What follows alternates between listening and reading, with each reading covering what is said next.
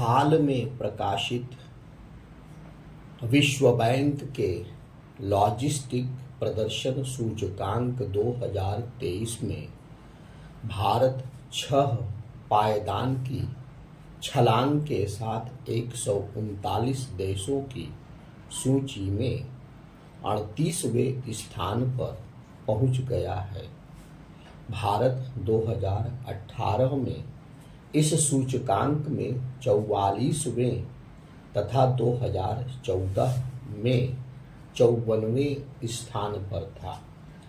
PM गति शक्ति योजना और नई लॉजिस्टिक्स नीति के क्रियान्वयन से भारत में लॉजिस्टिक लागत में कुछ कमी आने के संकेत मिलने लगे हैं।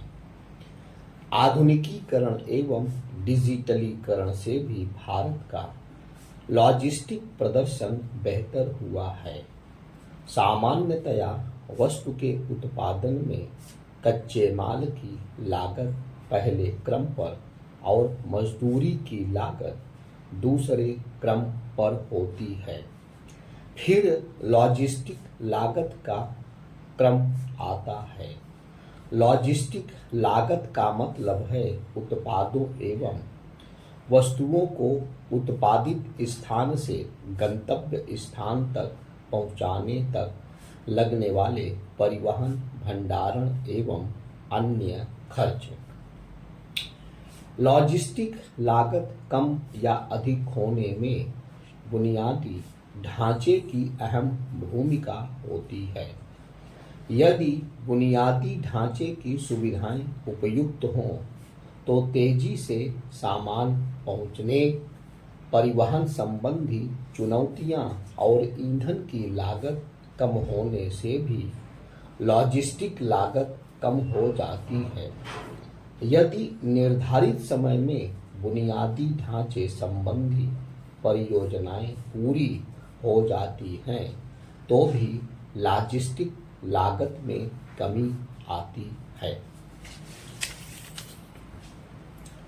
उल्लेखनीय है कि भारत सरकार की गति शक्ति योजना करीब 100 लाख करोड़ रुपए की महत्वाकांक्षी परियोजना है, जिसका लक्ष्य देश में एकीकृत रूप से बुनियादी ढांचे का विकास करना है। वस्तुतः देश में सड़क, रेल, जलमार्ग आदि से जुड़े जो इंफ्रास्ट्रक्चर हैं वे अलग अलग 16 मंत्रालयों और विभागों के अधीन हैं। इनके बीच में सहकार एवं समन्वय बढ़ाना गति शक्ति योजना का मुख्य ध्येय है। इस योजना के तहत विभिन्न विभागों की अवसंरचना, विकास से जुड़ी गतिविधियों को एक केंद्रीकृत डिजिटल पोर्टल के तहत लाया जा रहा है। साथ ही रेलवे, सड़क, बंदरगाह, जलमार्ग, हवाई अड्डे, सार्वजनिक परिवहन और लॉजिस्टिक्स इंफ्रास्ट्रक्चर के रूप में चिन्हित किए गए 7 इंजनों के तहत भारतमाला, राजमार्ग, सागरमाला, तटीय नौवहन, उड़ान, वायु सेवाओं, भारत नेट दूरसंचार सेवाओं, रेलवे विस्तार और अंतर्देशीय जलमार्ग विस्तार जैसी महत्वपूर्ण योजनाओं को समन्वित रूप से आगे बढ़ाया जा रहा है। वस्तुतः नई लॉजिस्टिक नीति गति शक्ति योजना की अनुपूरक है। इसका प्रमुख लक्ष्य माल परिवहन की लागत घटाकर सभी उद्योगों को बढ़ावा देना और वैश्विक व्यापार में भारत की हिस्सेदारी बढ़ाना भी है। लॉजिस्टिक नीति के जरिए देश में अगले 10 वर्षों में लॉजिस्टिक्स सेंटर की लागत को घटाकर 10% तक लाया जाएगा। चूंकि वर्तमान में लॉजिस्टिक्स का ज़्यादातर काम सड़कों के जरिए होता है, अतः अब नई नीति के तहत रेल, ट्रांसपोर्ट के साथ साथ शिपिंग और एयर ट्रांसपोर्ट पर भी जोर दिया जा रहा है। लगभग 50% कार्गो को रेलवे के जरिए भेजे जाने का लक्ष्य रखा जा रहा है और सड़कों पर ट्रैफिक को कम किया जा रहा है। देश में बुनियादी ढांचे का तेजी से निर्माण होने लगा है। ऐसे में इंजीनियरिंग, डिजिटलीकरण और बहु साधन परिवहन जैसे क्षेत्रों पर जोर देकर माल ढुलाई क्षमता में सुधार किया जा रहा है। लॉजिस्टिक्स क्षेत्र में ड्रोन का भी इस्तेमाल शुरू हुआ है। नई लॉजिस्टिक नीति से भारत पर वैश्विक निवेशकों का विश्वास बढ़ रहा है। ऐसे में कई कंपनियां सस्ती लॉजिस्टिक लागत की संभावना से भारत में प्रवेश कर रही हैं। केंद्र सरकार सड़क और रेल मार्ग में सुधार पर ध्यान दे रही है। प्रमुख शहरों और औद्योगिक एवं कारोबारी केंद्रों के बीच की दूरी कम करने के लिए एक तरफ डेडिकेटेड फ्रेट कॉरिडोर के जरिए रेल मार्ग से माल ढुलाई को तेज करने की कवायद कर रही है। लगभग हर हिस्से में ग्रीनफील्ड हाईवे प्रोजेक्ट चल रहे हैं। इसके साथ ही राजमार्गों पर आधारित इंडस्ट्रियल कॉरिडोर भी बनाए जा रहे हैं। देश का लगभग 95% विदेश व्यापार समुद्री मार्ग से होता है।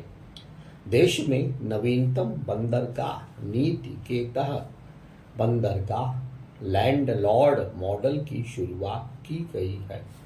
इसके साथ सरकार के स्वामित्व वाले प्रमुख बंदरगाहों की परिचालन जिम्मेदारियां निजी क्षेत्र को सौंपने की रणनीति के कारण बंदरगाह विकास और संचालन में घरेलू और विदेशी निजी क्षेत्र की भागीदारी तेजी से बढ़ी है।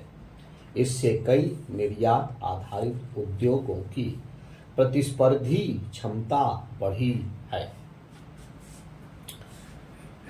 निश्चित रूप से भारत उद्योग कारोबार में विश्व के अन्य देशों से प्रतिस्पर्धा इसलिए नहीं कर पा रहा है क्योंकि भारत में लॉजिस्टिक्स खर्च करीब 13-14% है। यह अमेरिका, चीन, जापान, जर्मनी जैसे देशों से बहुत अधिक है। भारत के मैन्युफैक्चरिंग हब बनने में अधिक विनिर्माण लागत सबसे बड़ी चुनौती रही है।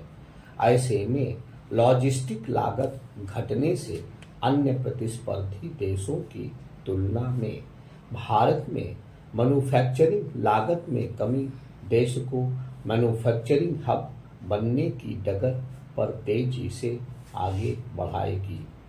लॉजिस्टिक लागत घटने से भारत में प्रत्यक्ष विदेशी निवेश में भारी बढ़ोतरी भी हो सकेगी। उम्मीद है पीएम गति शक्ति योजना, नई लॉजिस्टिक नीति और नई विदेश व्यापार नीति के कारगर क्रियान्वयन से भारत में लॉजिस्टिक लागत को और घटाने में मदद मिलेगी। इसके बाद ही इस समय वैश्विक व्यापार में भारत का जो हिस्सा 2% से भी कम है वह 2030 तक बढ़कर करीब 6% हो पाएगा। साथ ही इस समय भारत का जो निर्यात $770 अरब है वह 2030 तक बढ़कर $2000 अरब हो सकता है।